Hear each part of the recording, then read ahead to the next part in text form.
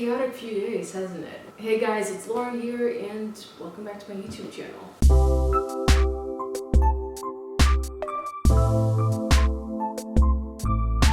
I already did like a March TBR, but I already finished like most, if not all, of the books from that. I was lucky enough to go to the library like right before quarantine. The library's closed.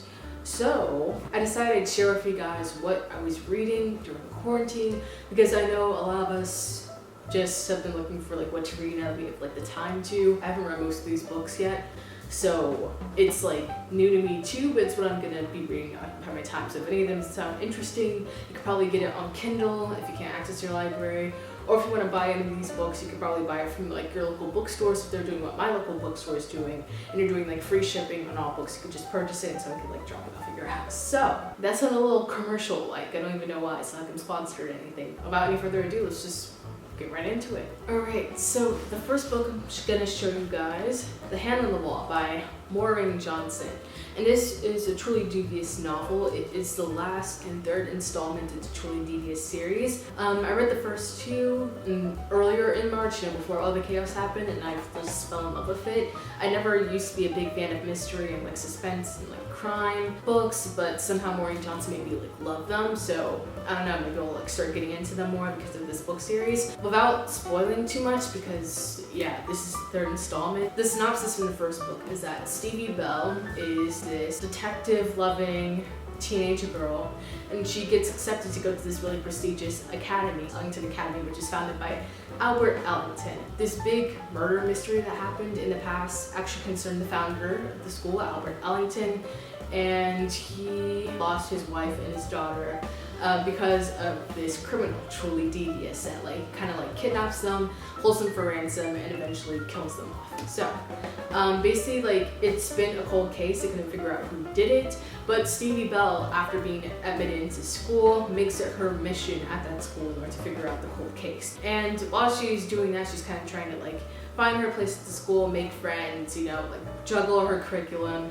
And then eventually another case ends up coming up at the school, like a new case, and those two kind of intertwine in the book. So that's as much as I could give away without giving away like the third book, but that's basically what this series is about, and I honestly highly recommend it. It was hard for me to put down the book, and yeah, that's truly devious. A Hand on the Wall. Alright, the next book is The Apocalypse of Elena Mendoza. Yeah, I'm aware of how ironic this title is. This book is basically about, again, Elena Mendoza. She's going through a normal day, she's a normal kid, and she's at Starbucks. And then somehow, like, her crush ends up getting shot at the Starbucks, and she runs over and kind of just, like, somehow miraculously heals the gunshot wound and saves her life. Also, she kind of gets rid of the perpetrator of the gunshot wound, and he, like, goes up into the skies, I guess, to be condemned by heaven, something like that. Basically, like, a ton of weird miracles and things like that continue to happen out in Elena, and people start to notice it in the news, and so they come to the conclusion that Elena Mendoza was basically indication that the apocalypse is coming. And so like her good deeds start to like have this like bad reputation, and kind of just like grapple with Elena's new powers in this book, and that's basically what this book's about. I just thought it was really interesting because they're just like watch Good Omens, and how like this idea of like the end of the world, and how like one person was supposed to indicate that was like fantastic to me, especially someone that seems so innocent. So we'll see how this book goes, but honestly I have high hopes for it. Looking forward to reading this. That is The Apocalypse of Elena Mendoza. The next book that I'm reading is by Holly Black. It is The Darkest Part of the Forest. I haven't read this book before, but I've read some of Holly Black, English. I have read some of Holly Black's books in the past, and actually very recently I finished reading the Cruel Prince trilogy. I honestly loved it, so I recommend that as well if you're looking for books to read during this quarantine period. But The Darkest Part of the Forest is basically a book about these siblings, Hazel and Ben, and they live in this town in which folk, which are basically like fairy, where folk world and human world kind of just like live together. And they lived in this house, and there was this, they kind of like made up this story. I'm not sure if they made up the story or if there was actually like a boy. It's this fairy boy who was asleep, had horns, in this little glass coffin, kind of like Snow White.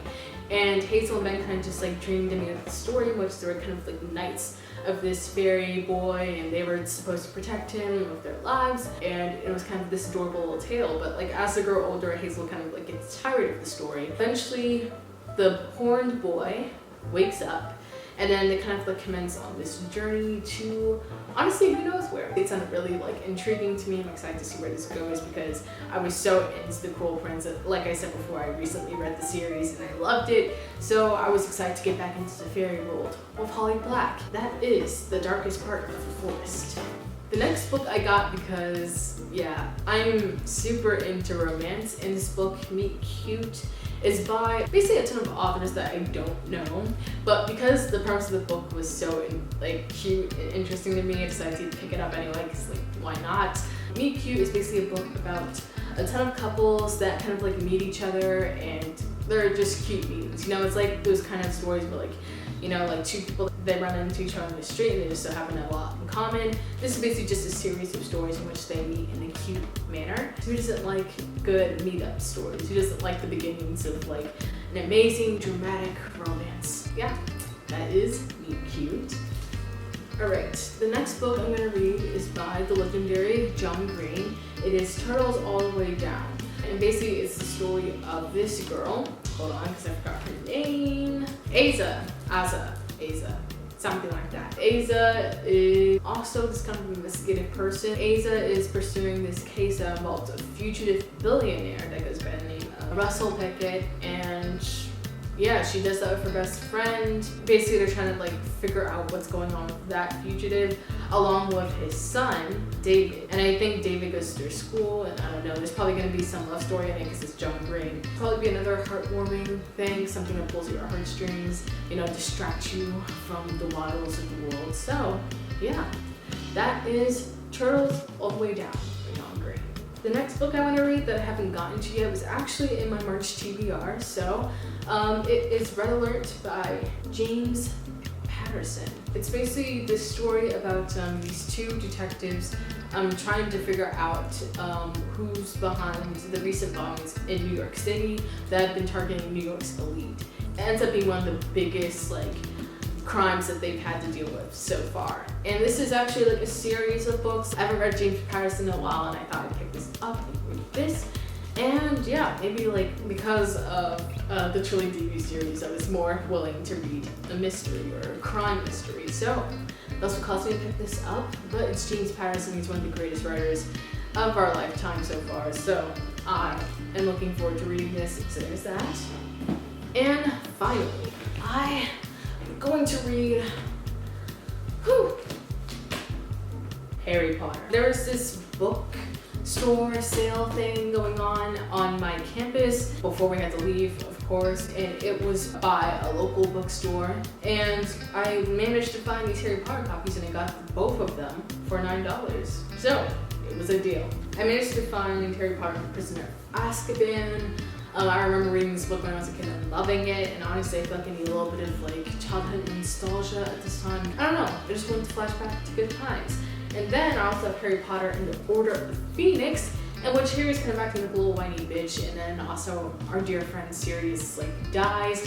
But honestly, this is one of the best books in the series in my opinion. I'm gonna be reading these two hefty books, and that basically concludes my little quarantine reads segment. Thank you guys for watching. If you like this video, you should like, comment, and subscribe. You can follow me on my Instagram and Twitter. They're both linked down below. And yeah, just remember, stay inside. This quarantine, we should actually do it, even if you're as young as I am, because you could definitely pass it on to people that we love. And that is not the mood. Stay at home. Don't do anything foolish. And I guess good luck to all of you. Stay entertained. And maybe just like get started on something that you haven't done before. Thanks for watching. I'll see you in the next one.